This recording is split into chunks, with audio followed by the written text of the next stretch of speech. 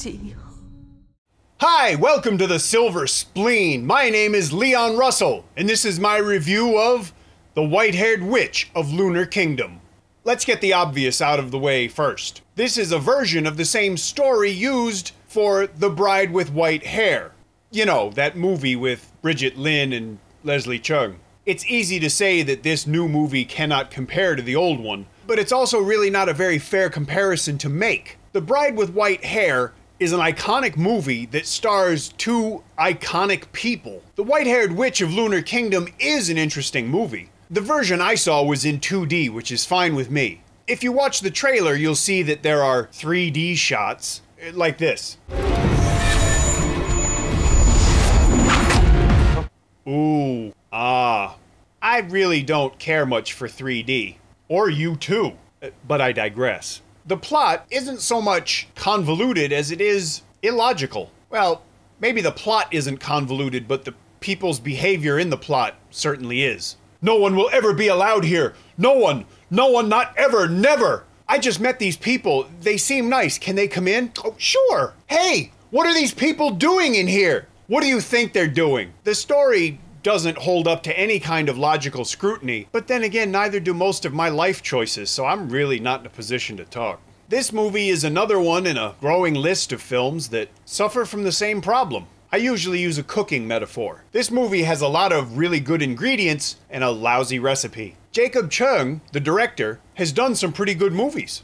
1992's Cage Man, an excellent film, and 1997's Intimates, also a really good film. But he also directed Battle of Wits. It's obvious that there was a budget for this film and that they spent some money on it. A lot of it is really beautiful. Now, when you have Choi Hawk on board as an artistic consultant, that's kind of to be expected. But it's also obvious that some money wasn't spent on this movie.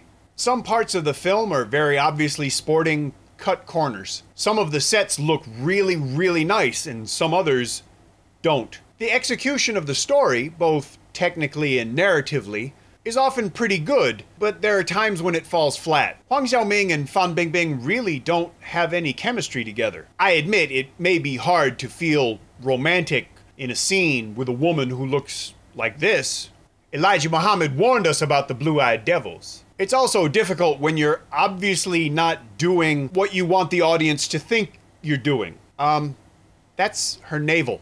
Ah, that's better, isn't it? And I can't really say that Huang Xiaoming wasn't trying very hard in this movie, because he was. While filming The White-Haired Witch of Lunar Kingdom, lead actor Huang Xiaoming was injured when he slipped on this Tyvek coat. His recovery was aided by an environment as visually tasteless as the coat that injured him. Most of the time, Bingbing was very good in her role. It's a tough role to play, partially because Bridget Lin did it before, and partially because of the way she had to look and act for a lot of it. But more often than not, I felt like she was convincing and even engaging. Now, her action scenes were obviously doubled, but I felt that a lot of the dramatic work she did, just with her facial expressions, was pretty admirable. It was a strange thing. I noticed at least 2 different shots in the movie that were just unflattering. I don't mean that she didn't look pretty, I mean she looked weird. The overall look of the white-haired witch gets an update, thanks in part to the magic of computers. We see her hair turning white, but to be honest, it's pretty obviously CGI. And her eyebrows stayed black, so I guess it's not a total transformation.